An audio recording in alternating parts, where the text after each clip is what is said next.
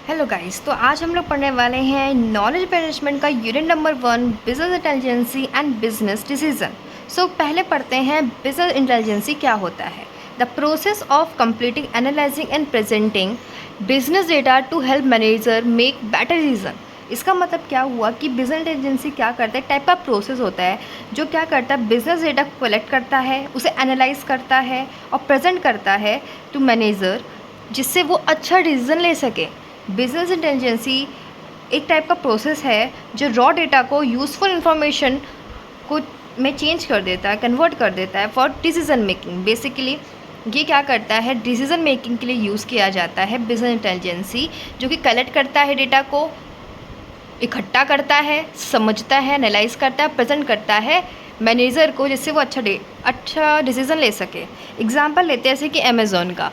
Amazon मान लीजिए जिसका प्रोडक्ट सेल्स देखता है कि प्रोडक्ट कौन सा सेल ज़्यादा हुआ है, किसके रिव्यूज़ कम है, कस्टमर रिव्यू रेटिंग कितनी दे रहा है और पेमेंट्स के रिकॉर्ड क्या हैं।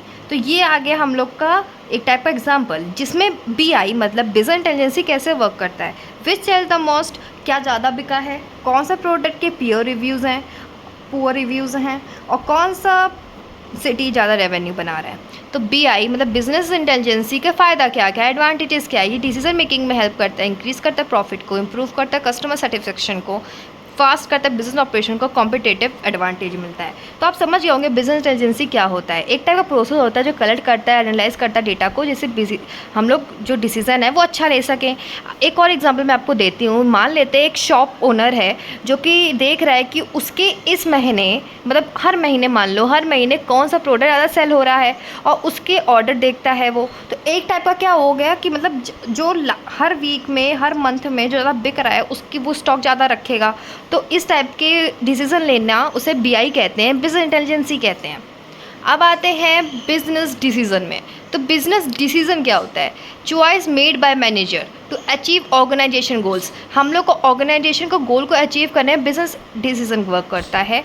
चॉइस मेड बाय मैनेजर, जो कि मैनेजर बनाता है। इंपॉर्टेंट डिसीज़न होता है ये कंपनी का, जो कि लेते हैं।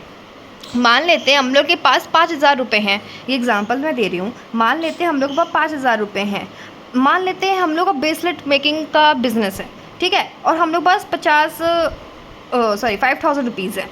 अब हम लोग के पास दो ऑप्शंस है, या तो हम लोग नई बीट ले लें या फिर इंस्टाग्राम पे एड्स चलाएं। तो ये दो ऑप्शन आ गए। अब इन दोनों में से हम कौन सा चूज़ करेंगे, वो होगा डिसीज़न, बिजनेस डिसीज़न। क्या होगा वो, बिजनेस डिसीज़न। हम लोग इन दोनों में से कौन से चॉइस लें। बिजनेस डिसीज़न क्या होता है, जो कि मैनेजर यूज़ करता है, मैनेजर बनाता है ऑर्गेनाइजेशन गोल को अचीव करने के लिए। टाइप्स ऑफ डिसीज़न क्या होते हैं, स्ट्रैटेजिक डिसीज़न होता है, टैक्टिकल डिसीज़न होता है, ऑपरेशनल डिसीज़न होता है।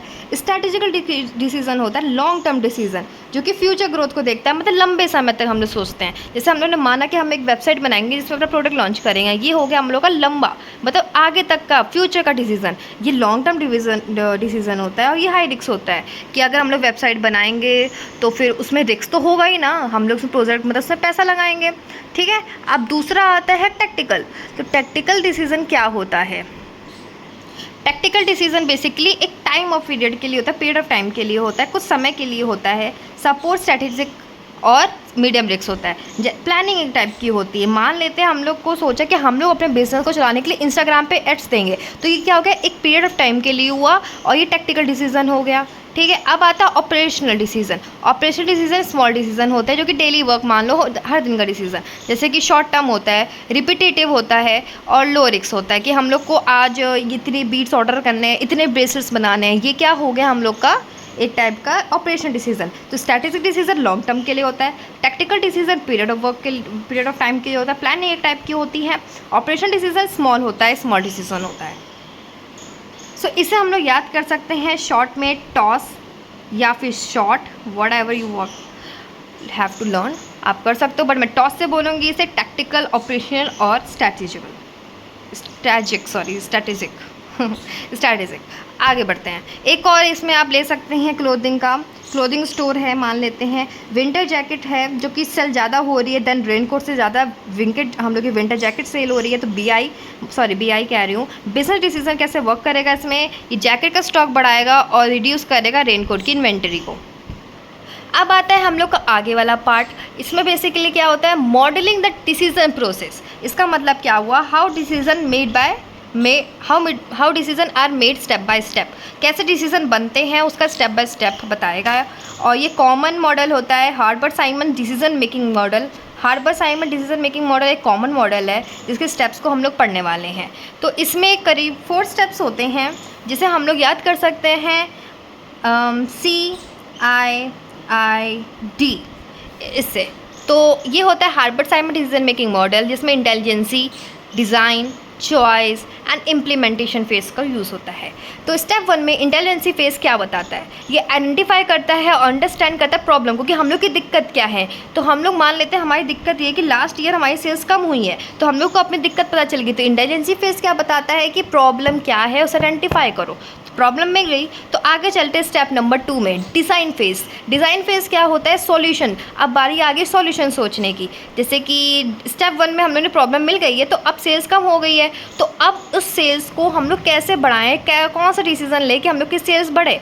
तो जैसे कि हमने माना कि हम लोग एड्स चलाते हैं और डिस्काउंट रखते हैं, डिस्काउंट ऐड करते हैं या फिर कोई प्रोडक्ट लॉन्च करते हैं। तो ये हम लोग के पास 3 डिसीजन आ गए। तो अब आता है step number 3, choice face. Step 2 में हम लोग को सॉल्यूशन आ गया, हमारे पास 3 सॉल्यूशंस आए, पर कौन सा बेस्ट है ये पता लगता है चॉइस फेस पे। तो चूज़ बेस्ट सॉल्यूशन। मान लेते हैं हम लोग राखी को डिस्काउंट ऑफर देंगे, हम लोग 1 राखी फ्री देंगे या फिर 2 राखी फ्री देंगे या फिर राखी मेकिंग का वर्कशॉप स्टार्ट करेंगे। तो ये क्या हो गया हम लोग का एक टाइप का चॉइस फेस कि कौन सा बेस्ट है। तो ये हो गया स्टेप नंबर 3। स्टेप नंबर 4 हम लोग ने चॉइस भी कर लिया, 3 में से बेस्ट सॉल्यूशन भी निकाल लिया। Now time to implement. तो स्टेप नंबर 4 आइडिया मिल गया, अब उसे इम्प्लीमेंट भी तो करना पड़ेगा, उसे लागू भी तो करना पड़ेगा। तो इम्प्लीमेंटेशन फेज में क्या होता है, अप्लाई बेस्ट सॉल्यूशन। एग्जाम्पल जैसे कि माना कि मैंने इंस्टाग्राम पे पोस्ट कर दिया कि 10% राखी की सेल चल रही है, तो इम्प्लीमेंटेशन फेज हो गया। ठीक है, तो ये हो गया हमारा Herbert Simon decision making model, जिसमें 4 स्टेप्स होते हैं, implementation, design, choice and intelligence, design, choice and implementation. Intelligence में हम प्रॉब्लम को आइडेंटिफाई करते हैं, डिज़ाइन में हम लोग सॉल्यूशन ढूंढते हैं, चॉइस में सॉल्यूशन बेस्ट सॉल्यूशन को चूज़ करते हैं, इम्प्लीमेंटेशन बेस्ट सॉल्यूशन को अप्लाई करते हैं। IDCI intelligence, design, choice, implementation, CIID। आगे बढ़ते हैं decision system support. Decision system support एक कंप्यूटर बेस्ड सिस्टम होता है जो कि हेल्प करता है मैनेजर को make better decision by analysing data.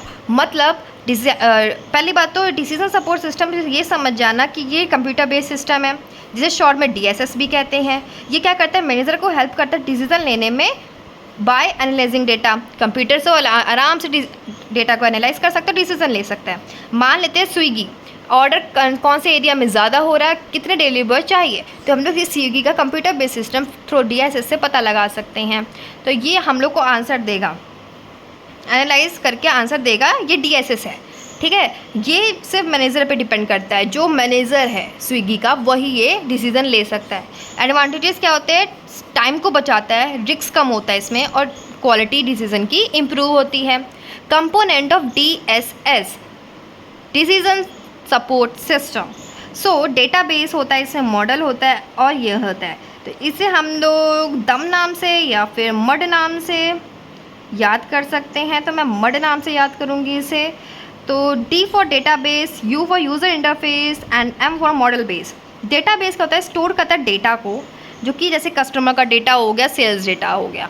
Model base क्या होता है, कंटेन करता है मैथमेटिकल मॉडल्स को, मतलब प्रॉफिट लॉस को देखता है, फाइनेंशियल मॉडल्स को देखता है, प्रॉफिट कैलकुलेशन देखता है।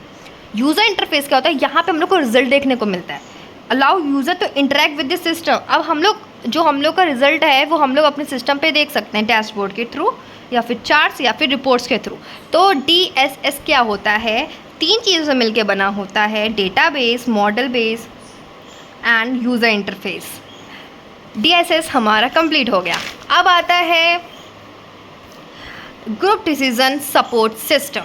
ग्रुप डिसीजन सपोर्ट सिस्टम से पता चलता है कि ग्रुप डिसीजन सपोर्ट सिस्टम क्या है, एक टाइप का GDSS है। इससे क्या होता है, ग्रुप मतलब बहुत सारे लोग, जहाँ पे एक डिसीजन नहीं लेता है वहाँ पे बहुत सारे लोग डिसीजन लेते हैं थ्रू टेक्नोलॉजी। उसे हम लोग क्या कहते हैं, ग्रुप डिसीजन सपोर्ट सिस्टम।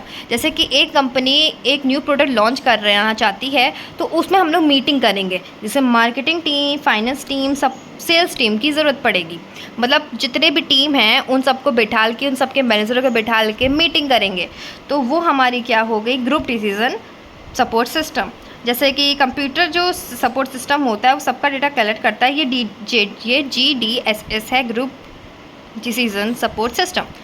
जैसे कि यहाँ पे क्या होता है ना, डिसीज़न जो होता है वो पूरी टीम पे डिपेंड होता है, वो सिर्फ मैनेजर में नहीं होता जो DSS में होता है। यहाँ पे ग्रुप डिसीज़न सपोर्ट सिस्टम है, मतलब ग्रुप पे, पूरी टीम पे डिपेंड होता है। ये क्या होता है, GDSS क्या होता है, एक्सटेंशन होता है GDSS का, DSS का एक्सटेंशन होता है GDSS। हेल्प्स करता है ग्रुप को of people make decision together, एक साथ डिसीज़न लेने में हेल्प करता है। ये हो गया GDSS। अब आते हैं ग्रुपवेयर टेक्नोलॉजी में। ग्रुपवेयर टेक्नोलॉजी एक टाइप का सॉफ्टवेयर टूल है जो कि हेल्प करता है पीपल को कोलैबोरेट करने में एंड वर्क टुगेदर, साथ में काम करने के लिए, ग्रुपवेयर टेक्नोलॉजी। ठीक है, ग्रुपवेयर, ठीक है। ग्रुपवेयर क्या होता है, एक टाइप का सॉफ्टवेयर होता है जो कि डिज़ाइन करता है सपोर्ट, जो कि डिज़ाइन क्या करता है, support communication, coordination and collaboration among group of members. इसका मतलब क्या हुआ, एक टाइप का ग्रुप, एक टाइप का सॉफ्टवेयर जिसमें बहुत सारे लोग मिलकर कोऑर्डिनेट कर सकते हैं, एक साथ दूसरे से बात कर सकते हैं और आगे चल के कोलैबोरेट भी कर सकते हैं। इस टाइप की टेक्नोलॉजी को हम लोग ग्रुपवेयर कहते हैं। ऐसा सॉफ्टवेयर जो लोगों को साथ मिलकर काम करने में हेल्प करता है। जैसे कि आपने जूम मीटिंग की होगी, जब भी कोविड टाइम आया था तो जूम मीटिंग की होगी, गूगल डॉक्स में मीटिंग करी होगी, साथ में मिलकर लोग काम करते हैं। वैसे ही बड़ी कंपनियां साथ में मिलकर डिसीजन लेती हैं, आपस में कोलैबोरेट करती है with the help of these tools. ये ग्रुपवेयर टेक्नोलॉजीज़ हैं।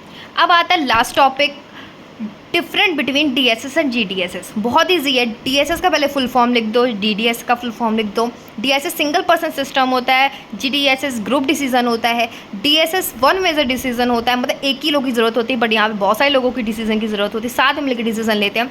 ये इंडिविजुअल एनालिसिस होती है, यहाँ पे टीम का डिस्कशन होना ज़रूरी होता है। DSS का एग्जाम्पल आप जैसे स्विगी, आप एग्जाम्पल ले सकते हो स्विगी, और यहाँ पर आप एग्जाम्पल लिख सकते हो company board meeting. So I hope आपको समझ आ गया होगा, और ये हम लोग का यूनिट 1 था पूरा। Thank you for watching, bye bye.